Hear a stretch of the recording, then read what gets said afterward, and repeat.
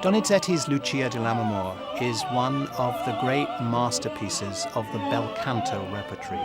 And what that means is that it is an opera that is not only about the characters, not only about the narrative, but almost above all, about beautiful singing. Bel canto literally means beautiful singing. And the operas of Donizetti, of Bellini, of Rossini form the high watermark, if you like, of the bel canto repertoire.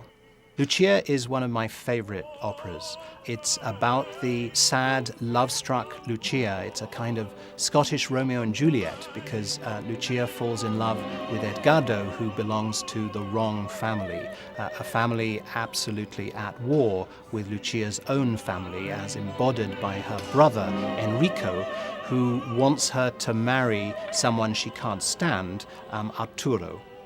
But actually the politics, the complex politics of this piece, based on the novel by Sir Walter Scott, take second place to the importance of the music and what music we have in Lucia di Lammermoor.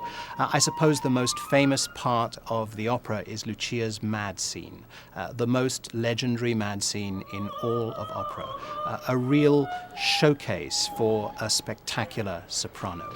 And in Susanna Phillips, a former Ryan Opera Centre artist, we really do have a spectacular soprano. She has a full lyric voice of great beauty, but she also has the coloratura agility that is absolutely essential for great interpreters of the role of Lucia. Returning to lyric is the wonderful Italian tenor Giuseppe Filianotti, a great favorite with our audiences, and a wonderful romantic figure as Lucia's lover, Edgardo. The production, which is directed by the legendary soprano Catherine Malfitano, in her time a wonderful Lucia in her own right, it is a production that I think will be very striking visually. It has beautiful historic architectural settings and wonderful costumes.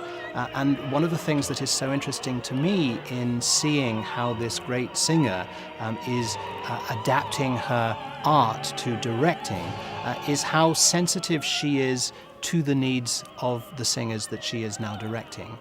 For example, Lucia's mad scene is designed to take place inside a tower. And of course, from an acoustic point of view, the tower structure forms a perfect hard surface behind Lucia that will help her project her voice into the very large auditorium of the Civic Opera House with even more force and even more clarity than on a more open set.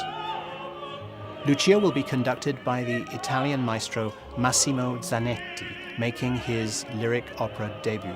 An expert in the bel canto repertory, a young conductor in increasing demand in the major opera houses all over the world. I can't wait for Lucia. It's one of my absolute favorite operas and one that I'm sure our audiences will enjoy tremendously.